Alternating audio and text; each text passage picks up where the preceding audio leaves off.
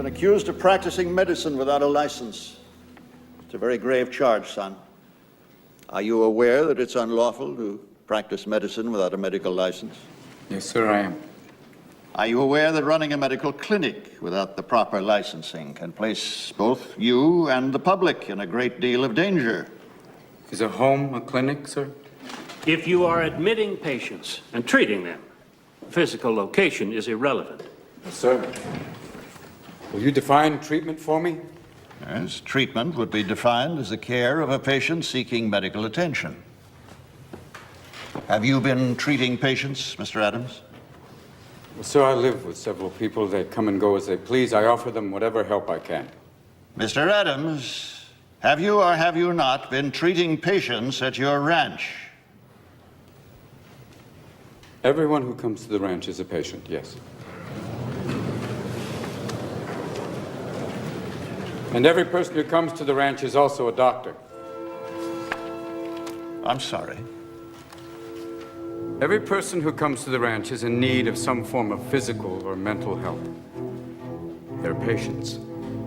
But also every person who comes to the ranch is in charge of taking care of someone else. Whether it's cooking for them, cleaning them, or even a simple task as listening. That makes them doctors. I use that term broadly, gentlemen, but is not a doctor someone who helps someone else?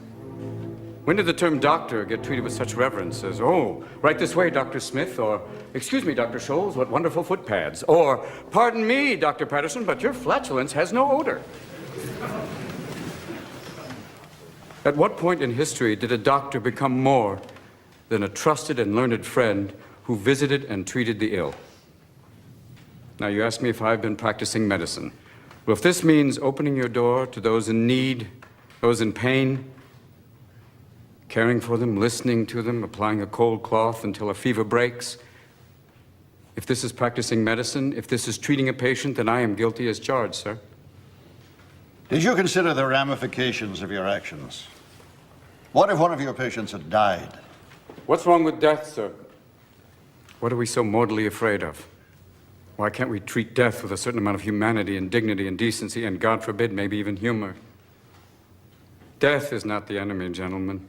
If we're going to fight a disease, let's fight one of the most terrible diseases of all, indifference. Now, I've sat in your schools and heard people lecture on transference and professional distance. Transference is inevitable, sir. Every human being has an impact on another. Why don't we want that in a patient-doctor relationship? That's why I've listened to your teachings, and I believe they're wrong.